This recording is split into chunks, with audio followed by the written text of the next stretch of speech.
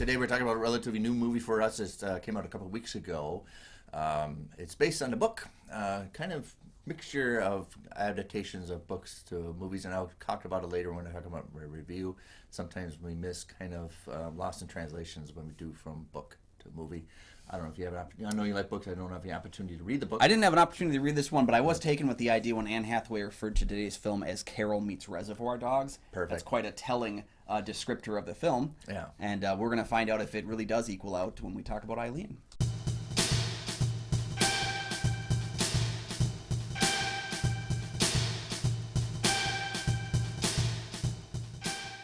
Hey, welcome back to the show, everybody. I'm one of your hosts, Kyle Goethe from GoatFilmReviews.com.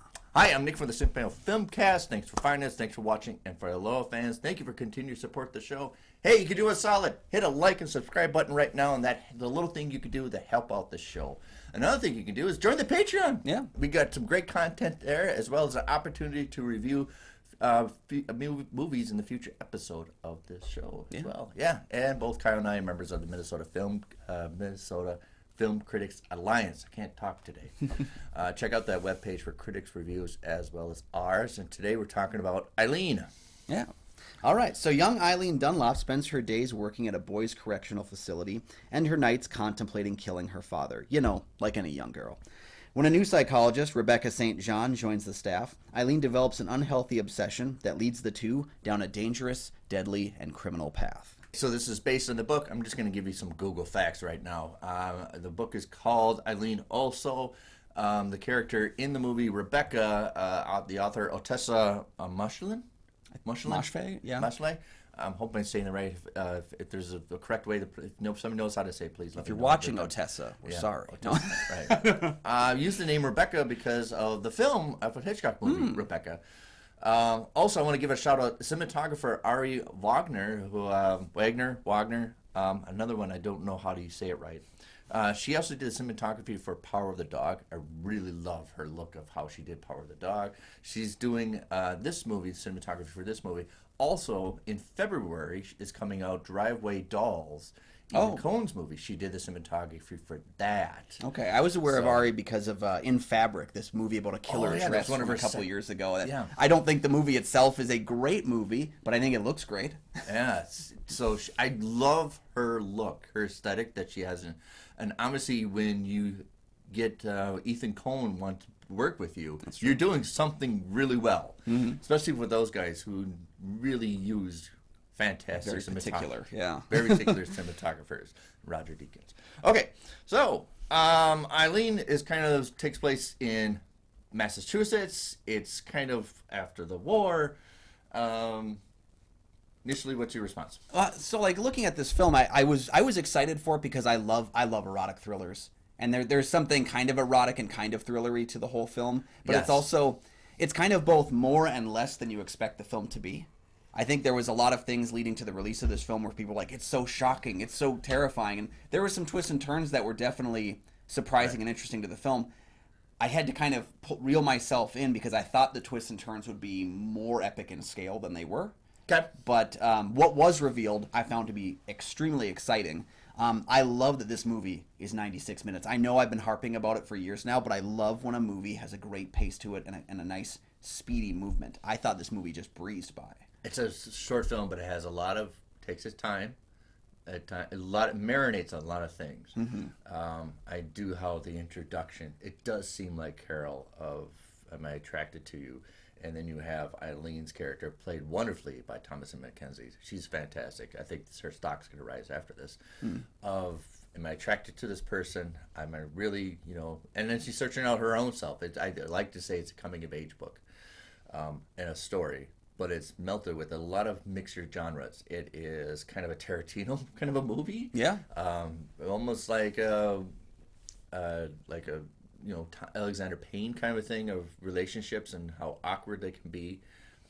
It's funny that at any moment it could veer into one of those paths and then it chooses not to, And I came in this blindly. I knew a lot of people said you gotta enjoy this, but I love the trajectory of it. I did not think it was going to happen that way.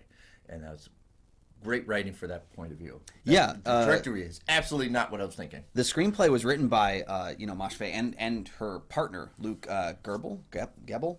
They both worked on that together, and I think that's a good idea because I think you sometimes run into an issue where a person adapting their own work either gets overindulgent or underindulgent in the wrong ways. So having another line of sight, I think this is something that should be going forward a lot. Not just writing a movie with your partner, but like writing, if you're adapting your work, write it with somebody else. Get somebody else's mindset in there, because movies and books, we've said it many times before, are very different things. And I get so tired of seeing people critique movies and say it's not as good as the book because they didn't add all these things in the book. That's not necessary. I absolutely agree with that point. Another thing is, it's a very dirty movie, and I'm not saying about the content is kind of dirty. It's just the aesthetic looks very unsanitary, very unwashed. And I like Eileen's character. I like how she's fleshed out. She's looking for somebody to mold her, either herself or something in her environment to change her where she's going.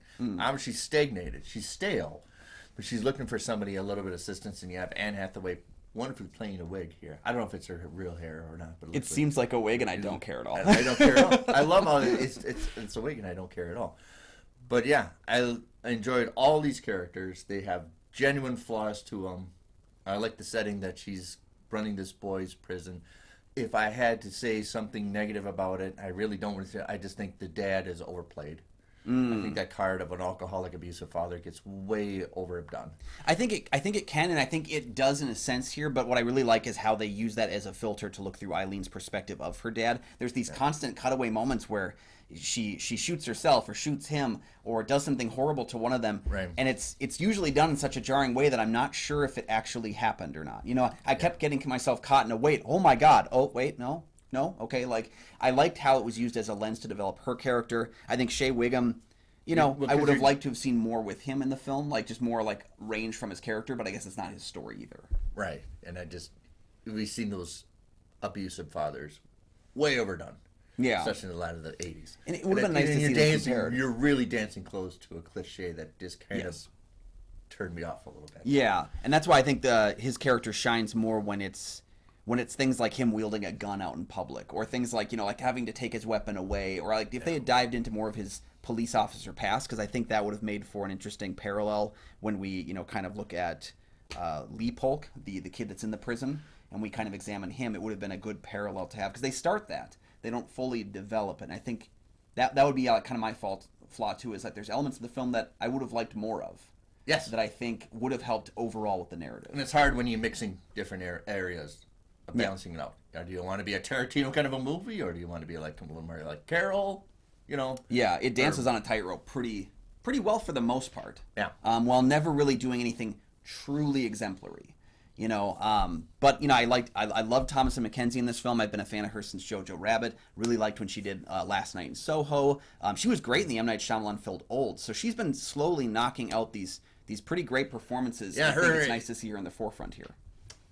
Yeah, her and her agent are picking good movies for her to get her stock rising. Obviously, this is one that's a really one that's going to launch it. I think so. Yeah. What do you think of our review of Eileen? Get the conversation going. Put a comment down below. Yeah. And what's your favorite crime thriller adaptation of recent? We'd love to hear your thoughts. I say it's a good, solid. This is a good, solid movie that probably people will look back on. It's kind of the start of her carrying. Yeah, and this is one I would rewatch, and I almost wanted to rewatch it, later on the same day, because I think it's weird to say light and breezy, but in a recent time of like 3.5 hour movies that don't need to be that way, it's really nice to have one that just cruises through the end. Yeah.